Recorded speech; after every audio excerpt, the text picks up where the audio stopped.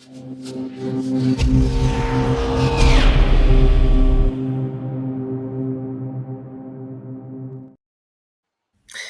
afternoon, everybody. It's a Thursday. It means Thursday Night Football.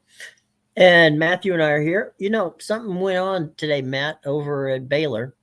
And it's going to be very interesting to see what happens in the fallout from that as we go forward with the AD at Baylor deciding maybe, just maybe, it might be nice if I sit some stuff out here for the moment. Yeah, he chose to step down, and that stepping down, it's more than just him stepping down from the school. It has a larger impact in the fact that he was sitting on the college football playoff committee. He's stepped away from his role there as well. So it's got a ripple effect outside of just Baylor University. What are they under investigation for? Because I still haven't. The gentleman's name, by the way, for those of you who do not know, the athletic director at Baylor, which I should have mentioned his name, I just assumed everybody know that it's Mack Rhoades. Okay, so Mack's been there for a long time, and a lot of people like him. I mean, he's a very affable guy, but that their allegations basically could be around, and I say could be because they're not totally sure. Title IX student athletes welfare or NCAA rule violations involving, and it does not involve the football program. So, this was his first year on the CFP, and somebody dug out the allegations that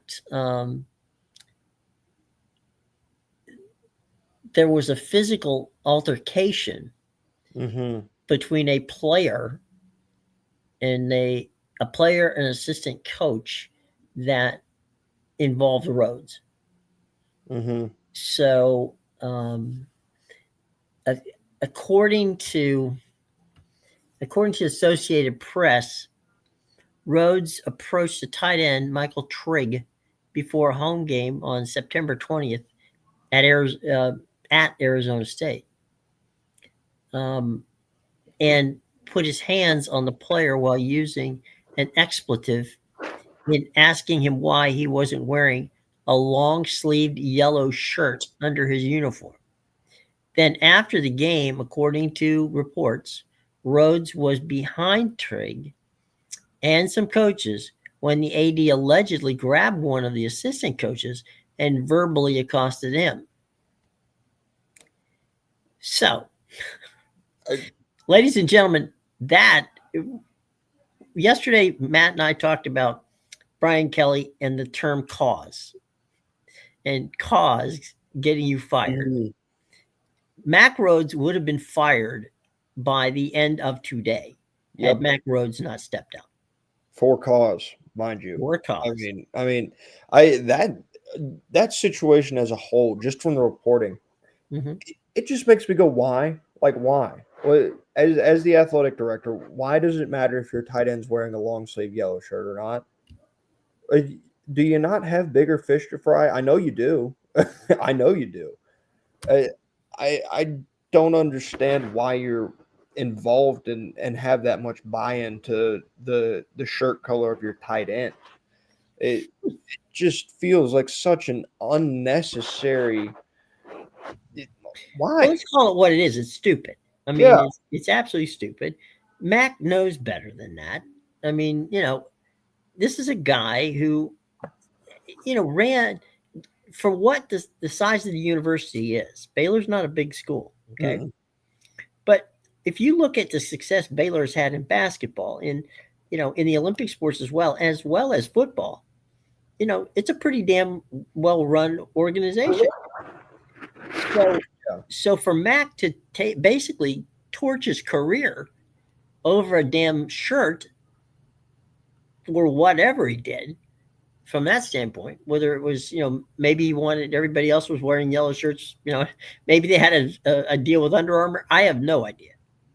But at the end of the day, when you accost a player and an assistant coach, your days will be extremely numbered.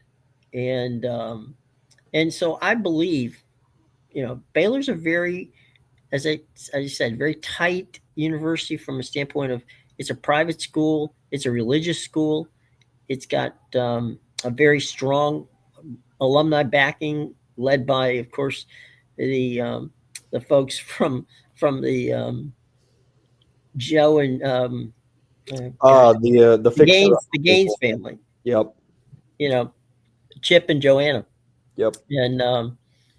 and RG3 and those guys. I mean, there's a lot of people Mm-hmm. who are alumni who love to put money back into the program, and so they've got money is not an issue there. Mm-hmm. But why Mack would basically blow his career up over something like that, and this is alleged, so let me make that clear. It is an Mm-hmm. alleged situation. So I think what Mack was doing is getting out of this before things got messy. Mm-hmm. Yeah. Because once the NCAA starts looking into things like that, you basically are on borrowed time. Even if you're found not guilty, Yeah. there is a stigma that is attached to it. And I think that, you know, Mac, as I said before, smart guy, probably was smart enough at this point to say, you know what, things are only going to get hotter if I'm at, Baylor. Mm-hmm. And of course, an AD has to interact with coaches, has to interact at times with players. Mm-hmm. So, I think that Mac being there um, would be a distraction. Now, whether or not the hierarchy at the university said to him, and we'll never know this, Mac, you may want to resign now, or we may have to fire you come down the road. Mm-hmm. So we'll see. But yeah, Yeah. it's just another in a long line of stupid things going on in college sports. It continues the line of misfortune at Baylor because Mack Rhoades' time there started directly after Art Briles and all of that got Right. sorted out there. That's fresh off of it after what kind of felt like the death of that football program there for a little while. Mm-hmm. He was the AD that stepped in after that entire investigation with Art Briles, and now it's kind of And he another. cleaned it up, Yeah, he to cleaned his it up. credit. Yeah, I mean, pretty successful hires Mm-hmm. with Matt Rule, who then left for Carolina, and Mm-hmm. they've got David Aranda, who he's kind of been up and down in his time there, but he's done a solid job there. He did a really good job in terms of the basketball program with head coach Scott Drew and all the success they've Sure. had there. And the If ladies' side on Baylor as well. I was about to say, ladies has done well. If I remember correctly, Kim Mulkey was there before she left to take the job at Yeah. LSU, Mm-hmm. Yeah.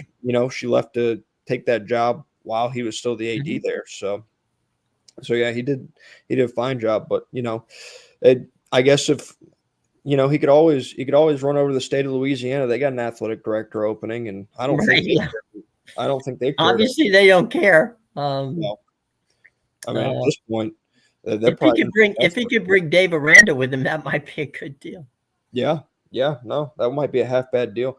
Not a half bad deal. I will say Mm-hmm. something interesting I did see earlier today in terms of LSU and that somebody or some, and I didn't go and I didn't kind of thumb through the different sports books and look at these odds or anything, but I saw something somebody had listed Nick Saban as a betting favorite or as the betting favorite to be the next head coach at LSU. Well, that's a prop bet, right? Yep. And prop bets are just basically made up. So, you know, um, I guess what I'm saying here is if you were, let's say there's the difference in how this works, right? You could have, let's say, this week, Georgia and Texas, right? And the line on that's set. I don't know what the line is, but I'll just say we'll set it 7 points Georgia favorite 7 It's point. you just about nailed it. 6.5 in favor of Georgia. Okay, I was just guessing it would be around 7, but anyway, um, and the line moves as the money moves. Okay, so if people are betting more on Georgia, the line moves up. If people are betting more on Texas, the line moves down. Okay, that's not but on a prop bet, it's driven by almost. I hesitate to use the term, but I think it kind of gives you the idea. It's clickbaitish. Okay. Yeah. It if you put out a poll, if you put out there saying Nick Saban's going to be the next coach, you're going to get a lot of money going that direction. Okay. That doesn't mean he's going to do it. It just means that people, the betting people, think, all right, fine, I'll take Nick Saban. But I can't fathom. I just can't fathom Nick taking that job. It No. just there's no upside to that. None. Yeah, no, there isn't. And I mean, if this tells you anything, if Lane Kiffin had moved, or I believe still is currently the betting favorite in terms of a prop bet to land the Florida head coaching job. I'm still of the belief that he's not going to leave. I wrote so in my watch guide that I wrote out today because Florida and Ole Miss play this weekend. And I just don't think they did an interview with one of the Ole Miss commits right now. I think his name's NASCAR, and he said the staff here is telling me that he's staying. Everything that Lane Kiffin said sounds like he's staying, unless there's something that's going on behind closed doors that I'm not privy to, and just the way that college football is.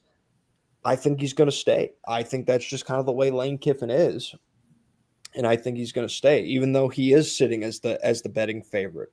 And one more note while we're on the coaching carousel once again, Jeff Brom is working on an extension at Louisville right now, which is a name that's been involved in the Florida head coaching job and the Penn State head coaching job. Right.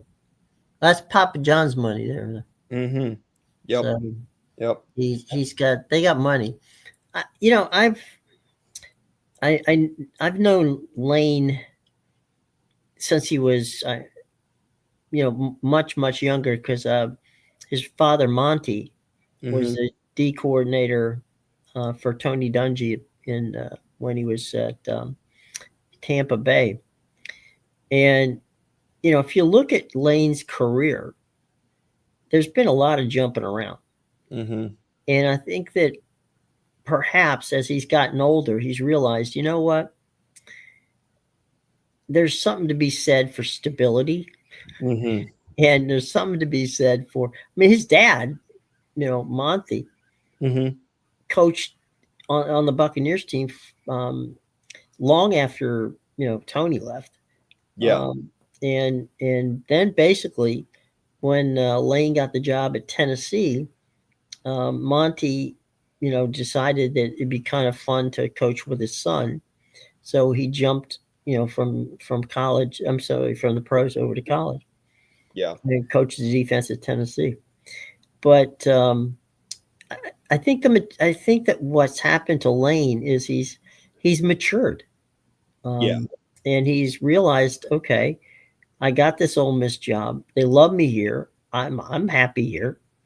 How much money do I actually need? And do I really want to get down into to start to build something over again when I actually built something here? Would he get more money at Florida or LSU? Absolutely. But would the pressure at Florida and LSU be 5 times what it is at Ole Miss? Yeah. How much more money would he get? It's not going to be all that much. It's a risk reward deal, right? Yeah, when you're getting in terms of the numbers that he'll be at, I would assume that if he does end up staying at Ole Miss, that him staying at Ole Miss would probably coincide with a contract extension of some sort. Yeah, or probably include a pay bump as well. So, how much more money are you taking for how much more pressure are you taking? Because there's that. Yeah, there's that, and the ability to say, live in Mississippi, in Oxford, and be the king of the state? Yeah. And then, or do I go to LSU where God knows what's going to happen next, or down to Florida, even though he and Spurrier are very good friends? Yeah. So, and Well, I'll tell you what, in honesty for Steve, and I'll give him credit for this, he's on that search committee. And Steve said, look, I'm not going to try to coerce anybody into taking the job. They either want the job or they don't want the job. And because he got a lot of, as you might expect, there was a lot of questions about, well, who did, can you and Lane have a great relationship, or you and so have a great relationship? He's got a great relationship with a bunch of coaches. Yeah. And so Steve just stopped it and said, wait a minute. No. I'm not going to. He goes, if Lane wants a job, he goes, I would be more than pleased to have him here. However, if Lane likes to stay at Ole Miss, he goes, that's great for him. He goes, whatever he feels is best for him and his family is up to him. It's not up to me. And I thought that was a nice, honest way of looking at how you're looking for your coach. You're looking for a coach who wants to be your coach. Yeah. Not someone who, is happy because he's getting paid twice of what he was paid in at another stop along the way. But to your point, I mean, maybe even if LSU or Florida offered him, I'm talking about Kiffin now, total control and X amount of dollars, it just wouldn't. It just may not be enough, because stability, and for the first time in his life, Lane's seems to be happy where he is. Yeah, he does. And so, is that to say he wouldn't take the Florida job? I don't know. But I agree with you that I would lean more toward him staying at Ole Miss. And I would also say that anybody out there who thinks he's taking that LSU job is, may very well need psychiatric help. Yeah. I will say, in terms of the way that Steve Spurrier has gone about that head coaching search and not trying to coerce coaches, that may upset some people, but I can explicitly tell you that is the correct way to do that. If you get Steve Spurrier to go out there and try to buddy up with this guy and sweet talk him into taking a job, then you're getting a guy that's taking a job that honestly may just be like kind of a favor for Steve, and more of a situation than actually wanting the job and really wanting to be in Gainesville. And you talked about living in Mississippi. I can't speak for Baton Rouge. I've only heard stories. I can't speak for Oxford. I've only heard stories. I have been to Gainesville, and having been to Gainesville and heard the stories of both Baton Rouge and Oxford, from my outsider perspective, it sounds like Oxford's the place that you'd want to live, because I was not a fan of my brief stops in Gainesville that I've had thus far. Well, I've been to Oxford and I've been to LSU. The food's better in Baton Rouge, but that makes sense. But over at Oxford, I mean, I'll tell you what, you go to Oxford, Mississippi, and you feel like you stepped into the 60s. And I mean that in a good way. Okay. There's that famous situation with the Grove they talk about. It's just a more, I mean, if you think about it, Mississippi does not have professional sports. No. The press over there, as long as you're winning, nobody's gonna write a bad thing about you one way or another. And if you can get people to come to that campus, it's a beautiful campus. So, there's a lot of things to like at Mississippi. Okay. Baton Rouge is not a bad place. But they're so football fanatic at Baton Rouge that, you sometimes wonder if they understand the beauty of what they have with the basketball programs, with the gymnastic program, with the baseball programs, and everything else that goes with it. Mm-hmm. I had a conversation about a week or two ago with Ben McDonald. Ben was a pitcher at LSU before he, you know, made it to the majors and threw his arm out. But um, Ben was just saying, because I don't get it. He goes, I just do not understand how, LSU went from one of the best, you know, jobs and athletic departments in the country to basically kryptonite at this point. Mm-hmm. And he was very upset that how it was all handled. Yeah. And that's somebody who gives money to the university and has done a number of projects for the university, Mm-hmm. um, and loves saying he's from that university. Yeah. And you got Shaq, you know, engaged in this. So Yeah. this is not all good. And so we say that to say this. Mr. Rhoades leaving Baylor at the time without too much drama, and I think that's the key here, Yeah. shouldn't hurt Dave Aranda. No, it should not. What's it called? I mean, heck, until you told me pre-show, you know, now granted, I've been doing stuff, haven't really been on my phone a whole lot Mm-hmm. this afternoon. I was unaware that Mack Rhoades has stepped down. Mm-hmm. So, it has remained fairly quiet. Obviously, you've got your stories out there, but unless you're, sitting at your desk scrolling ESPN, just kind of checking things out on your Right. lunch break.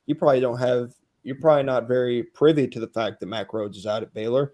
Not only are you not privy to the fact that Mack Rhoades is out at Baylor, you're not privy to the fact that he was on the college football committee in the first place. Right. So, it. I think it's good, the timing and the way that it's been done. If this were to become something bigger, getting out ahead of things, I feel like is always the better option, Right. as opposed to the way that LSU handled it in terms of, well, I mean, not even a scandal, but like there's a certain way you go about things, and so far in college football this year, you've seen examples of the way to do it and the way not to do it, Mm-hmm. and this is a example of the way to do it. Yeah, and one last thing on Mac. Um, I hope that wherever his next stop is, that he basically gets his act together, because honestly, he's not a bad guy. And you want to, that doesn't mean that he didn't do something poorly, Mhm. did something stupid, and that for that he should be punished. There's Mhm. no doubt. So I'm not carrying Max water on this, but I know that he has done much more good than he's done harm. Mhm. And so I would hope that he would do whatever it takes, whatever demons are possessing him, to take that time and to, in retrospect, look into himself and figure out, how can I make myself better and come out of this on the other side. And I think that's, the first step, as you said, was the right step, which is, rather than, you want to always control the narrative. Mhm. And Mac saying right now, I'm stepping down because, I want this to play out. I don't want it to be a distraction for Baylor. Um, that probably, it's absolutely the right thing to do, and it might serve him well as he goes on to get another, position. Mhm.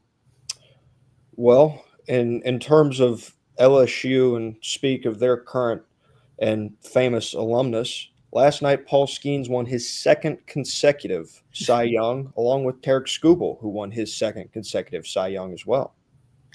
That's that's impressive, It is you know, the for both those guys. mhm.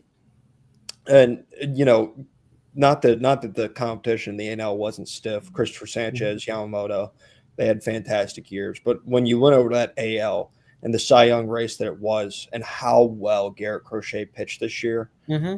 for Tarek Skubal to still win back-to-back Cy Youngs, not only win back-to-back Cy Youngs, but get 26 out of the 30 votes required, or not required, to get 26 out of the 30 votes from the writers was very impressive in and of itself as well. Because Garrett Crochet was no slob this season by any measure. He had a Cy Young season in a Right. year where Tarek Skubal isn't pitching, but Tarek Skubal was pitching and he was phenomenal. I thought it was funny. MLB is doing they're doing some form of golf tournament. I think it's going to follow. I think it's going to start tomorrow, and obviously tonight is the MVP selection, Mm-hmm. which we can get into as well. But on his golf ball, it writes 2024 Cy Young winner, 2024 Triple Crown winner. Now he can expand the lines out on his golf ball to say 2025 Cy Young winner. And if he keeps pitching the way he has been, he's going to need a ball a little bigger than golf ball. I was going to ask you how how much. I mean, that Titleist doesn't make them that big. I don't think. Nope, they don't. They do not. No, and it's so difficult to do what they did. And that just goes to show you how two players who are so incredibly dominant, um, to do it back to back is just it's hard to do. It's hard to win one. Look Mm-hmm. at there's a number of pitchers that never who we all that are in the Hall of Fame never won one. Yeah, yeah, there is. I will say on the Paul Skeens side of things, and this is more rumor than discussing what he actually did this season. Mm-hmm. So try not to spend a lot of time on it. But there was a story that came out. I think it was yesterday or the day before.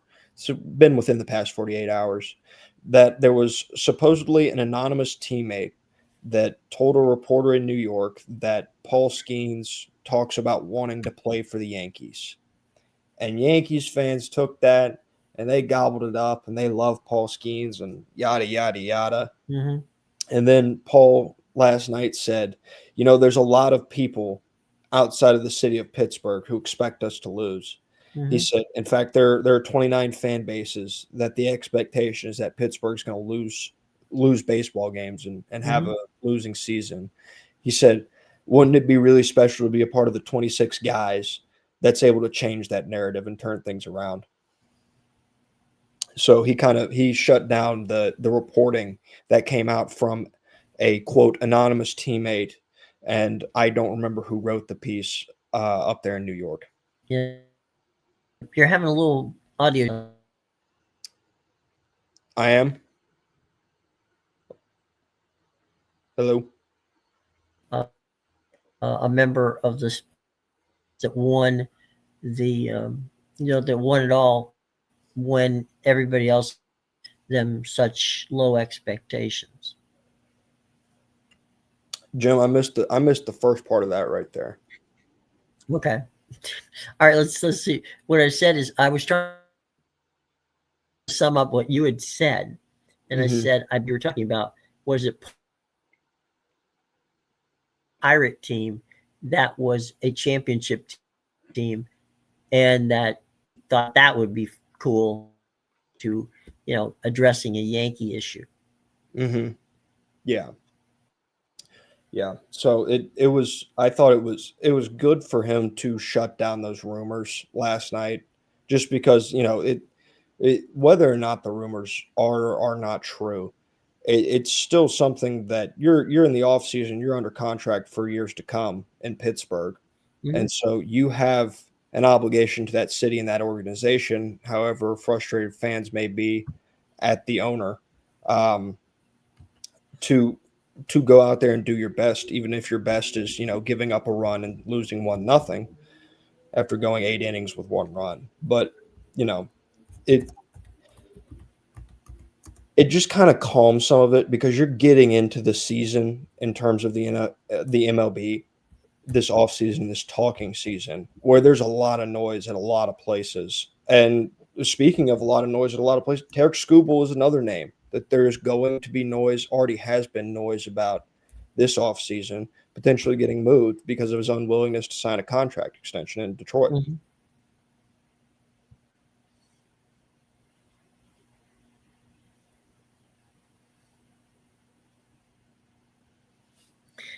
Are you there still? Yes. Yeah. Okay. Sorry. I just want to make sure that, yeah, what happens in those cases is they'll go to fan bases, they'll go to, they'll go to Los Angeles, they'll go to where,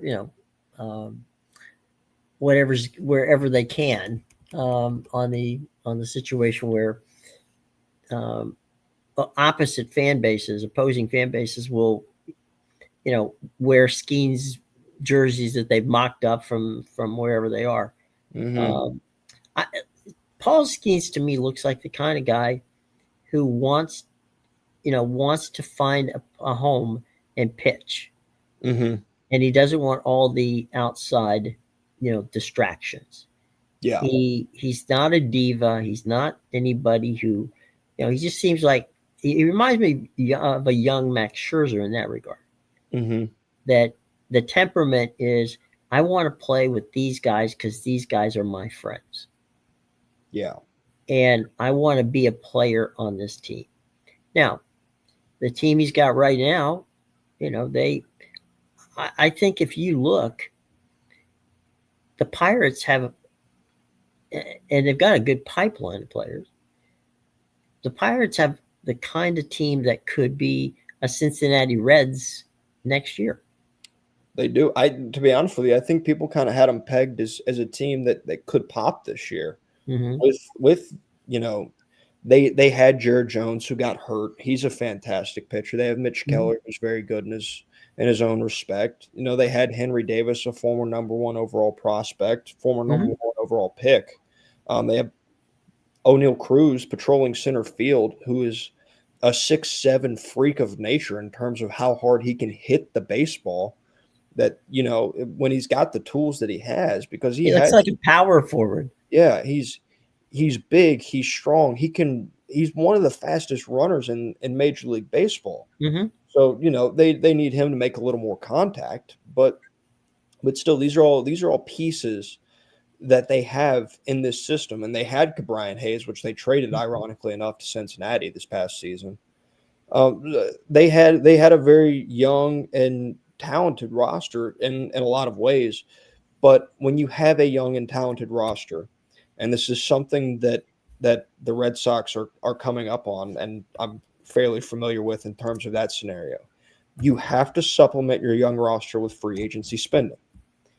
If you don't do that, there's a potential that you don't have a really good veteran presence in the locker room in terms of winning, because a veteran that has won and knows how to win is important. And two, you still are going to have holes. You're not going to fill all your holes through the farm system, generally speaking. Mm-hmm. And so you have to go supplement through free agency, but that's not something that Pittsburgh has been willing to do. And I mean, I'm not even talking like go out and sign the best players, but just go get some mid-level guys and spend some money, fill some of your holes with some higher end talent, to where you can allow these guys to really come into their own with help around them in the lineup and the pitching staff as well. Well, there are guys who will surprise you, right? Mm-hmm. A signing that when I was covering the Washington Nationals that nobody paid attention to. It was basically it was a sign and trade deal. Uh, Brought a guy over to, Nationals Park by the name of Kyle Schwarber that, you know, most of the country didn't know much about. Mm-hmm. And now he might be the hottest free agent on the market. He is going to, in terms of the money that he's going to get this offseason, Mm-hmm. from what I've seen, the early evaluations are people are essentially going to be paying him because he is going to be a primary DH. You Mm-hmm. may get him to play some first base wherever he may be. Maybe you need like a spot start in the outfield, and maybe he gives you that. But you're essentially going to be paying Kyle Schwarber like David Ortiz if he Right. were to have hit free agency at his age 34 season, like Kyle Right. Schwarber did. Mm-hmm. It's going to be unprecedented money in terms of a primary DH. Absolutely. And, it was one of those things where he proved to everybody, that he was a guy who deserved to be where he is. And I think that to me was pretty impressive. Yeah, I think the best part about Kyle is just how he knows how to endure himself to a fan base. I mean, Mhm. he spent what 2.5 3 months in Boston, and Yeah. people are like on Twitter and the fan base in general are like sprinting to go sign him. And the second Mhm. that he signs, they will be running to the team store to either Mhm. get his jersey or personalize a jersey to where it is his Right. and all this other stuff. Like this is a guy that when you sign him, yes, you're getting a DH, yes, you're getting 56 home runs and all that slug that he brings, but you're also getting like just a really good team guy and a guy that the fan base is always going to love. Well, I will tell you, with the Nationals in Philadelphia, the players love him. He was a beloved player in the Washington Nationals locker room, and he was a beloved player in the Philadelphia locker room. And so wherever he lands, and I don't think it's going to be Philadelphia, um, it is very likely going to be a change of scenery for him, and he'd look good in a Boston Red Sox uniform. Yeah, he sure would. He sure would. I'm Not just sitting sure back. it's where he's going, but he'd look Yeah, good in that Boston. yeah. I'm sitting back and I'm crossing my fingers. And after the offseason they had last year, I'm just going to kind of trust the front office to go spend some money and pull the correct strings because they pulled the correct strings last offseason too. Whether or Yeah. not people want to give Chief Baseball Officer Craig Breslow his credit or not, Hmm. because there is a subset of fans in Boston that just want to still be angry and losing baseball games and blaming them and not spending money on John Henry. I But think, yeah. No, go ahead. I was going I to. was just going to say I don't think that's the way they're operating anymore. They pulled the right strings last off season, and I believe in them to pull the right strings this off season, which is probably going to be one of Kyle Schwarber or Pete Alonso. I would, you know, either guys is would be nice in Boston, but I think if if you're gonna make one move, right, Mm-hmm. that the fan and you don't have to make any other move, right? Mm-hmm. I think if they signed Schwarber and didn't sign anybody else, that the fan base would be happy. I think you've greatly overestimated the Boston Red Sox fan base and Probably, yes. how ornery they have been. If they signed Kyle Schwarber, people would be very happy for about 3 days. Right. And after those 3 days are over, they're like, all right, who's next? Where's our starting pitcher? What about Alex Bregman? Are we re-signing him? So, but no, he is that kind of guy that can have that impact on a fan base, a clubhouse, and just an organization as a whole. Well, I forgot for a moment whose fan base I was talking about with regards to the Red Sox. Um, the funny thing about it, um, the Red Sox, before they won the World Series, they were always the team that, people said, that's just they're a gutsy, gritty little ball club that, if they could just get this guy or that guy, that would be fine. Mm-hmm. And now, you know, present company accepted, um, there's some pretty obnoxious Boston Red Sox fans. Oh Yeah. yeah. And, I don't, and I'm looking at them like, dude, I mean, it hasn't been that long ago you didn't win these things. Mm-hmm. So, I, like you said, you know, Schwarber, they may sign Schwarber, but the next morning they're looking for somebody else.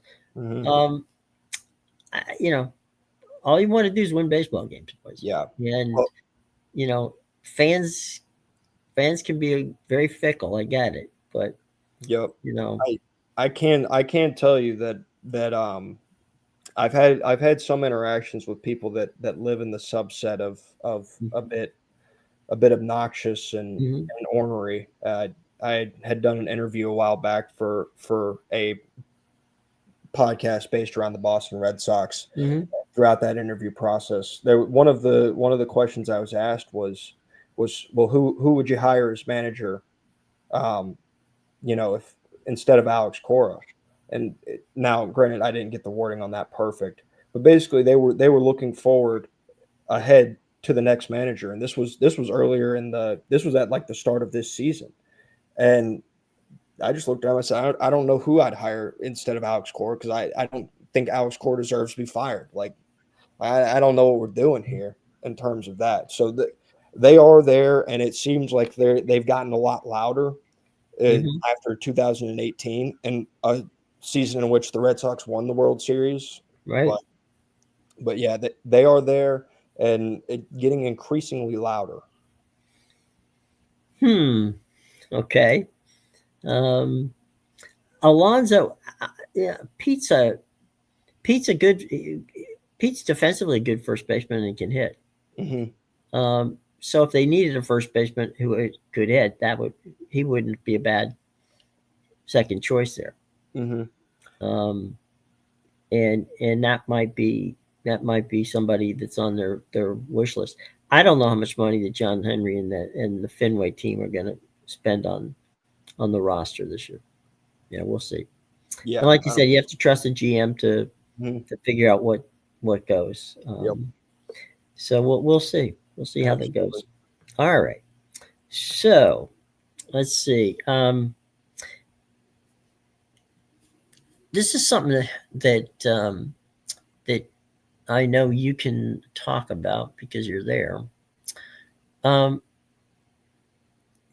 There have been some reports out there. USA Today has had a report on it. I've seen Sporting News with reports on it. It's talking that the Texas-Georgia game this week might be the single most important game between two teams thus far in the SEC season. Your thoughts on is that overhyping the game, or is that relatively accurate? I think that's just people overvaluing the Texas brand. To be quite frank, because they see it as such, because this is a game that will knock Texas out of the playoffs. If Texas has 3 losses, they're out of the playoffs. Not only if Texas has 3 losses, but Texas will then have to play Texas A&M a couple weeks down the road, and that could, give them the 4th loss. And even though they would already be pretty much out of the playoff, that would make it a definite that they're out of the playoff.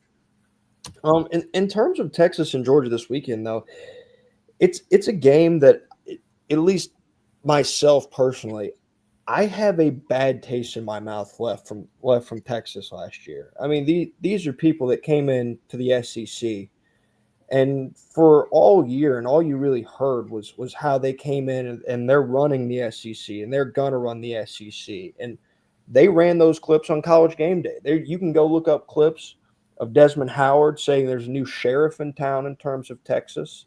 I'm pretty sure the whole dadgum desk picked them when Georgia and Texas were playing in Austin last year. But quite frankly, luckily enough for everybody in the state of Georgia that roots for Georgia, Kirby Smart doesn't really care about the headlines. What Kirby Smart cares about is the fact that they barely eclipsed 60 rushing yards across 2 games against Georgia last year. And their offense was obsolete in those 2 games, and saved some bottles being thrown on a field, allowing the refs to look at the screen, pick up a flag, and essentially review something in real time that's a non-reviewable play.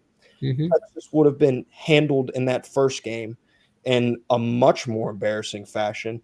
And then, oh, by the way, they let a quarterback playing his first game in the SEC title come back on him in the second half. And then you see him circling back around this year, and these guys carry the same sense of entitlement that they were going to come in and run the SEC despite getting the softest draw that you can possibly get in terms of an SEC schedule. But there's no bottles to be thrown on Saturday in Athens. There's no 5-star Manning sitting on the bench that's going to come save you. Oh, by the way, he played last year against Georgia, and he didn't look good either. Coming to save them this week in Austin, or this week in Athens. What's going to have to happen is Texas is going to have to take that team that's been up and down and has not been good on the road. So far on the road this year, they've lost to Ohio State. They've lost to Florida. They should have lost to Mississippi State, and they beat Kentucky by 3 points. They have not been a good road team. This is a different atmosphere than all of those other ones. And they're going to have to come in here and they're going to have to beat Georgia straight up. And I don't think they can do that. And I think Texas is going to be reminded of just exactly who they've been since Mack Brown left. And that's a middle of the road football team. Yeah, I think that you're right there. And the other part of the equation is the arrogance of Texas, because they were, they called the shots in the Big 12, literally. And that includes over Oklahoma. Oh, yeah. Which at times, when Oklahoma had much better football teams than Texas, it's still Texas got the last word on everything in that league. But it's a whole lot different when you're going to Athens, when you're going to Gainesville, when you're going to Tuscaloosa, when you're going up to Knoxville. Ain't none of these people afraid of you. Ain't none of these people gonna bow down to the horns. Nope. And they damn sure ain't gonna do it at Texas A&M. I guarantee you that. So yeah, there's always with Texas, there's a bit of an arrogance, and they left the Big 12 to come to the SEC, and what they got is a whole bunch of competition, and not one of these teams. Even Vanderbilt, they're not afraid of Texas. There's not anybody in the Southeastern Conference that when the Longhorn helmet and that jersey step on the field shudder that, oh my God, we're playing Texas. Vanderbilt lost by 3 in Austin this year. Right. It's not. I think the thing that would really drove me, or what left that bad taste in my mouth, is they came into the SEC looking down their nose at what they deemed to be 15 teams that were less than them. They believe Austin to be some holy place, apparently, and the University of Texas to be the greatest thing on earth in terms of a university. And it's just not. And their football team hasn't been. And all I heard was how Texas is going to come in and run the SEC, and Texas is going to come in and win this SEC title. And what I've got is I've now got a banner that I've hung on my Twitter occasionally on and off between baseball season and football season of Greg Sankey handing Kirby Smart the SEC championship trophy, looking like his dogs just died last year. So you can take all your holier than thou, this, that, and the other, and shove it. You got stomped twice last year, and you're going to get stomped again this year. Well, it's funny. You've got, when I worked in Texas, in Houston, we had we had Houston and Rice, which I handled their games, and we didn't get many Texas or Texas A&M games because they were national games. So, but we had a ton of Texas and Texas A&M graduates that worked with us, and it was. I mean, Texas was all anybody in the state of Texas talked about, except of course in Houston.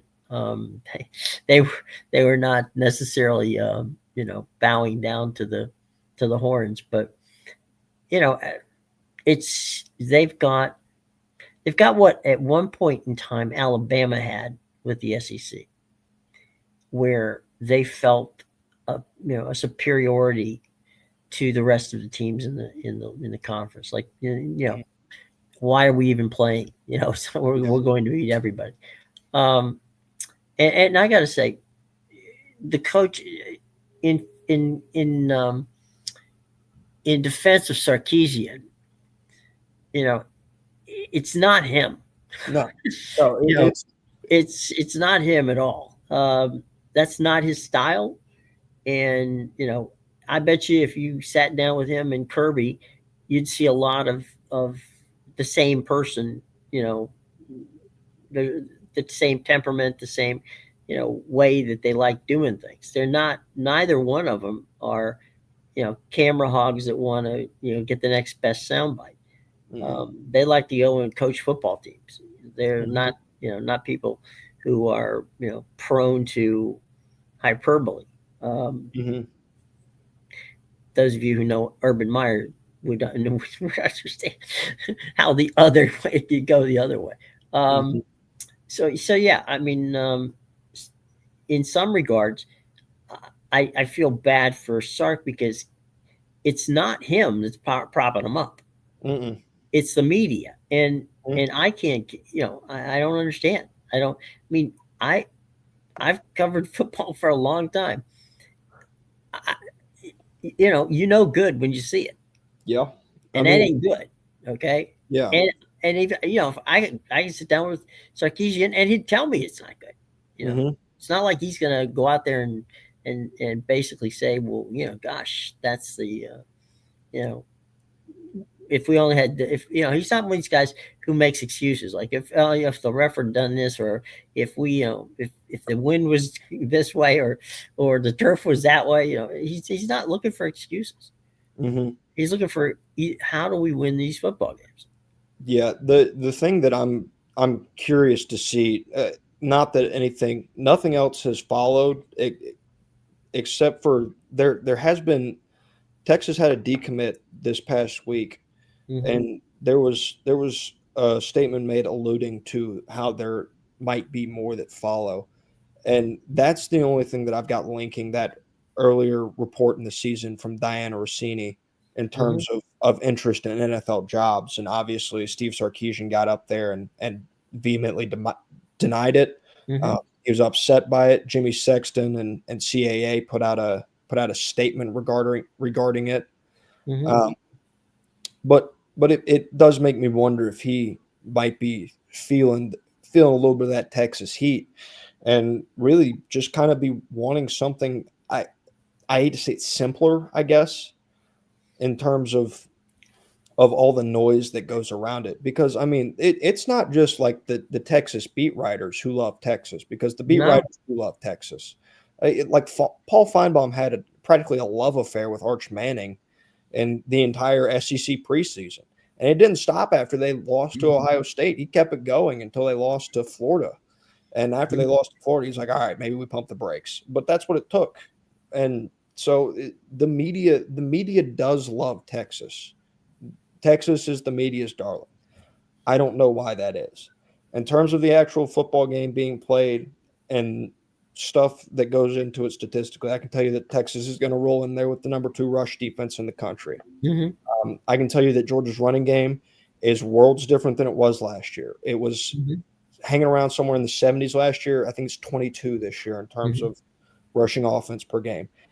It's two different teams with different tasks. But the thing about Steve Sarkisian and that offense is it's very similar, and you can game plan for it. And Kirby Smart and his staff did a very good job both games last year, because it's hard to beat a good team twice. That's one of Yep. the more famous coach speak lines of all time. And you might hear people say it this week in terms of talking about Texas and reverting back to last year. It's hard to beat a good team twice, but they did it twice last year. And they did it on the defensive side of the football in a year where Georgia's defense was good, but it wasn't great. Again, it's a similar trend to this year. Georgia's defense has been good, but it hasn't been Georgia's defense of when Kirby Smart won those 2 national championships in 21 and 22, heck, even Mm-hmm. 23 for that matter. But how familiar they are with Steve Sarkisian and his offense and Arch Manning and who he is as a player, because this is a guy that was recruited extremely heavily by Kirby Smart and his staff to come to Georgia. So there's a lot of familiarity on both sides of this football. And if Sark doesn't come in with something new and he sticks to a very similar offensive script that he typically does, then they're probably going to have problems again in Athens, Georgia on Saturday night. Well, it's going to be fun to watch. So that we will do. Um, let's just touch for a minute before we get out of here on tonight's Thursday night game, the Mm-hmm. Jets and New England.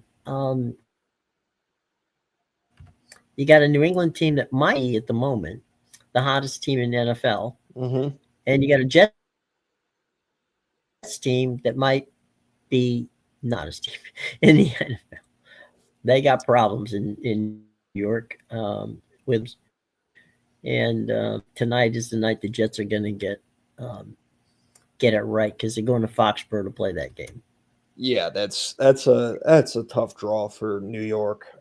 Just they obviously had, in terms of organizational, they had the passing of Nick Mangold, and then they followed it up with trading away half their defense. Mm-hmm. It's and now they have to go to New England and play what is arguably the hottest team in football, like you said. Mm-hmm. And one of the guys that is either the betting favorite or B one of the favorites for the MVP trophy in Drake May. Right. And you've got to, I mean, just put it simply, you've got an offense that's finding itself too. They played well in Tampa last weekend. Yep. They've found a lot more balance. Travion Henderson had a really good week last week. His best game overall as a pro. He scored 2 touchdowns last week.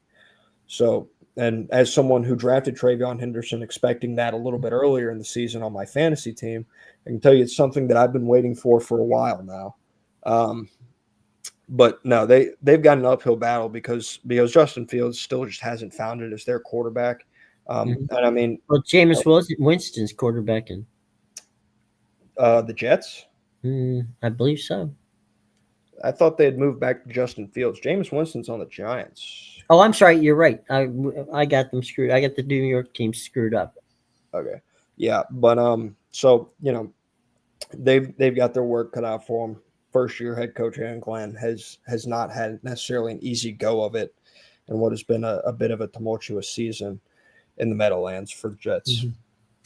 Yep, tough times in Jersey. All right. Well, tell you what, gang. Tomorrow we're going to be at our new Friday times, which will be at noon. So get your peanut butter and jelly sandwiches together, and we'll get back out here and have some fun. Tomorrow's we take a look at some very interesting games over the weekend that have something to do with playoff implications. One of which we have been speaking about today with Texas and Georgia. We'll get a little bit more into it. Matt will give us his 5-star games to watch, and we'll uh, get an opportunity to kind of delve into that. And by that time, we should know. You're saying tonight they're announcing the MVP awards in Major League Baseball. So Mm-hmm. we'll see who they are. I'm guessing, just guessing, that the National League would be Otani. I believe so. And on the American League side, maybe Judge. Yeah, there's going to be I think there'll be a large outcry if Judge wins the MVP in terms of there's a lot of people that like Cal Raleigh and have discussed what Cal Raleigh has done behind the plate in terms of the value that it provides, which I wholeheartedly agree with. He has provided a lot of value being able to be a catcher and be successful defensively as a catcher and game planning. Also, you pair that along with what he did at the plate is very impressive. Yeah. But Aaron Judge deserves to be your AL MVP. He is almost 100 points better in every major statistical category in terms of hitting. He is the better hitter. He is more valuable to the New York Yankees. I mean, this is a team that was planning to blow it up when they thought that he might have been done for the season right there at the trade deadline. So he is the MVP. He played like the MVP, and he is because I'm a diehard Red Sox fan, and I hate the Yankees, but he does deserve it. Well, I think Cal Raleigh's probably the best catcher since Johnny Bench. Mm-hmm. Oh yeah, no, and that's me saying that is taking absolutely nothing away. I know, wholeheartedly acknowledging that he did a fantastic season, a season that I think, in a similar way to Garrett Crochet, that if it was anybody else, that you would deserve the AL MVP. Sure. I will preface it with this: just because I think Aaron Judge deserves it, does not mean that I necessarily think he will win it. Right. It's it should be a close ballot. Mm-hmm. The one thing that he has on his side is he plays in New York and Cal plays out in Seattle. Yeah, that is a bit of There's a huge there's a huge bias from the Major League Baseball sports writers who cover the teams to be heavy duty into the eastern portion of the United States, which is not necessarily fair. Um, Otani being the unicorn kind of transcends that, but yeah. it's the noise coming from what Cal Raleigh's done, which, as you chronicled just a minute ago, is epic from all possible measures. But judge is judge, and Yep. until he stops being judge, it's very likely he's going to be the guy. Absolutely. So anyway, we'll see tomorrow when we talk, and again, check out noon tomorrow. Okay, not we won't be around here this time. You'll be if you tune in tomorrow this time, we'll be looking at horses. Yep. Not us. But I was gonna. I'm go gonna ahead. throw a final note in here because I got the notification just a few minutes ago. The College Football Playoff Committee has already replaced Rhoades with Hunter Yurachek, the current sitting Arkansas athletic director. Okay, bad news for the Big 12, but good news for Arkansas. It's important to have your guys in the room where it happens, and for the Big 12 to lose Mack his seat in that office, in that room, that's not helpful. But we all understand that now is the time for Mack to step down, and he did. So there you go. All right, boys and girls, we will see you tomorrow at noon. For Matt, I'm Jim. Take